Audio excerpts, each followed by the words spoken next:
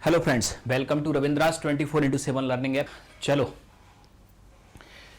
तो let's start local government. देख लो, इसे बना लो चार्ट।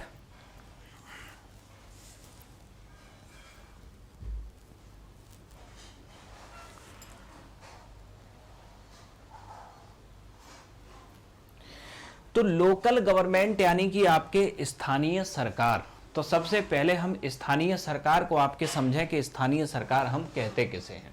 ठीक है, तो जब किसी स्थानीय क्षेत्र का शासन, ठीक है, कहां का शासन, किसी स्थानीय क्षेत्र का शासन स्थानीय लोगों के द्वारा किया जाए तो इस कंसेप्ट को हम कहते हैं लोकल गवर्नमेंट यानी कि स्थानीय सरकार। ठीक, तो लोकल गवर्नमेंट यानी कि आपके स्थानीय सरकार हम कहते किसे हैं कि जब किसी स्थानीय क्षेत्र का शासन स्थानीय लोगों के द्वारा किया जाए तो यही कंसेप्ट आपके क्या कहलाता है, लोकल गवर्नमेंट। ठीक है, अब लोकल गवर्नमेंट की अगर हम बात करें आपके, तो लोकल गवर्नमेंट की हमें दो प्रकार की संस्थाएं दिखाई पड़ती हैं। कौन सी दो प्रकार की? एक रूरल रीजन में और एक अर्बन रीजन में। ठीक है, कहां? एक रूरल रीजन में और एक अर्बन रीजन में। रूरल रीजन में लोकल गवर्नमेंट की जो संस्था है उसे कहते हैं हम क्या, पंचायत। तो ग्रामीण क्षेत्र में आपके जो लोकल गवर्नमेंट की संस्था है उसे क्या कहते हैं, पंचायत। ठीक, अब समझना जरा यहां, सबसे पहले हम पंचायतों को यहां समझ लें। भारत के अंदर पंचायतों की एक त्रिस्तरीय व्यवस्था होती है, 3 टायर सिस्टम। अब ये पंचायतों का 3 टायर सिस्टम आपके कहता क्या है? ठीक, सबसे पहले आपके पंचायतों का 3 टायर सिस्टम ये कहता है कि ये है आपके कोई डिस्ट्रिक्ट।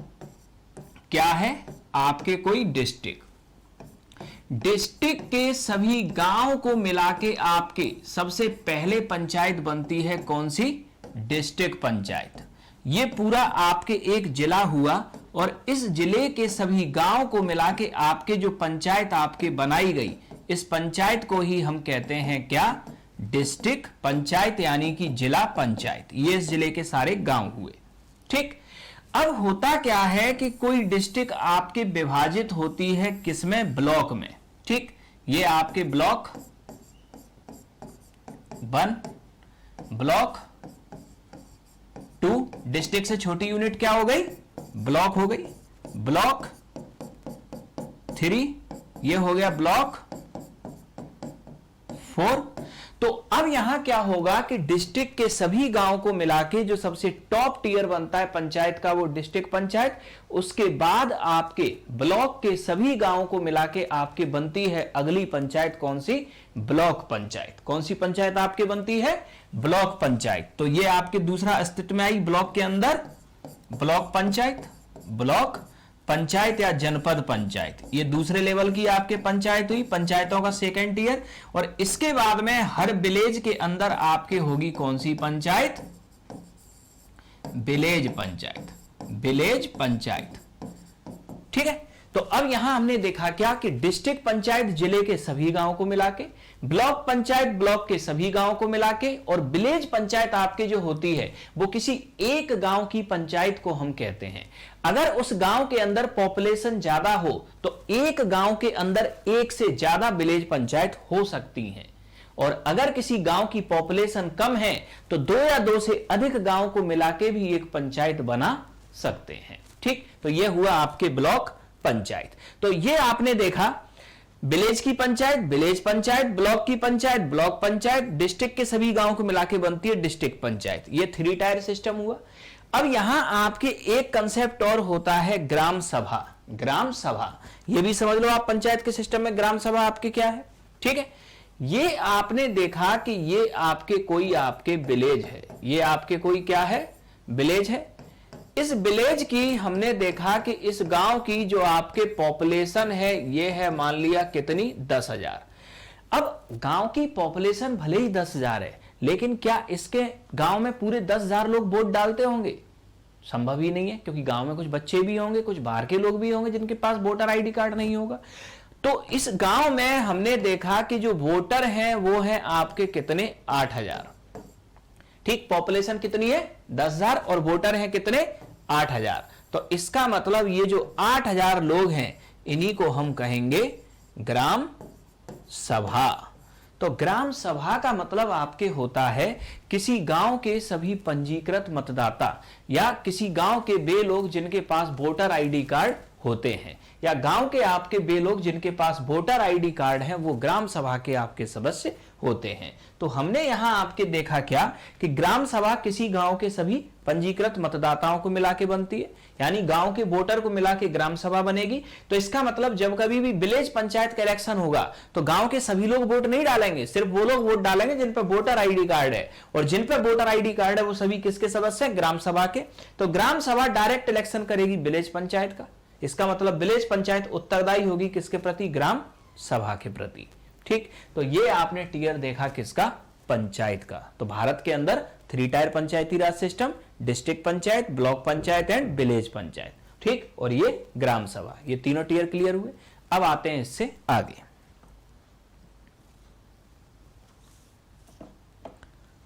नेक्स्ट समझना अब।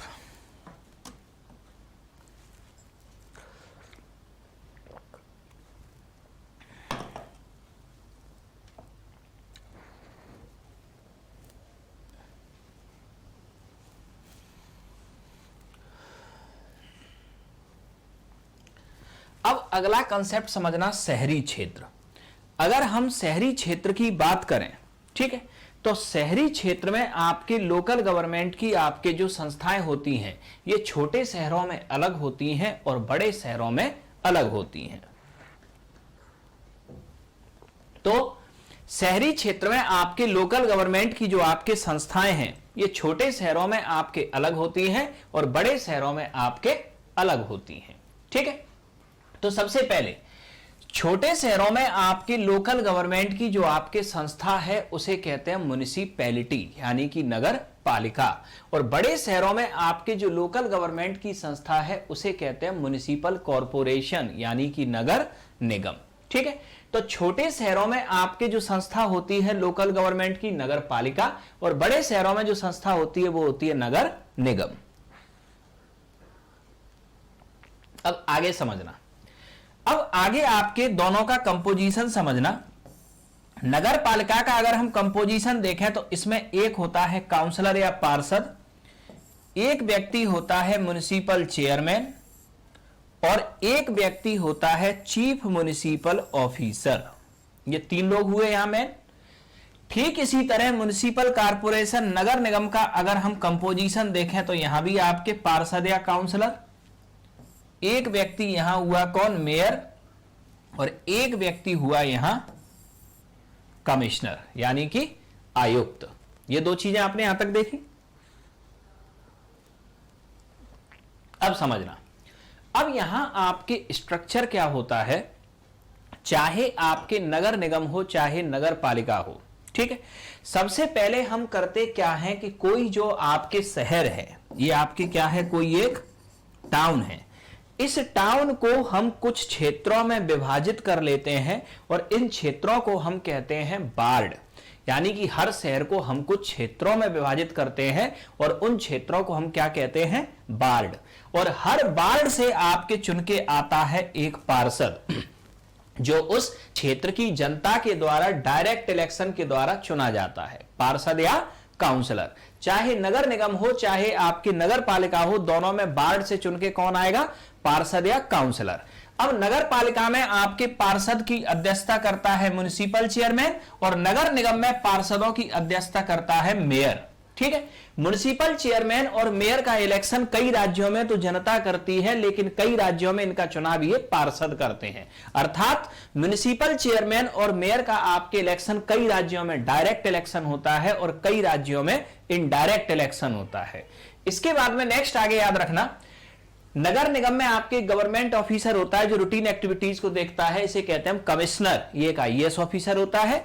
और आपके नगर पालिका में आपके एक गवर्नमेंट ऑफिसर होता है जो यहां रूटीन एक्टिविटीज को देखता है, इसे कहते हैं चीफ म्युनिसिपल ऑफिसर, और ये एक पीसीएस ऑफिसर होता है। ठीक है, तो इस तरह से आपके हमने यहां देखा कि किस तरह से भारत में म्युनिसिपैलिटी एंड म्युनिसिपल कॉर्पोरेशन का स्ट्रक्चर होता है।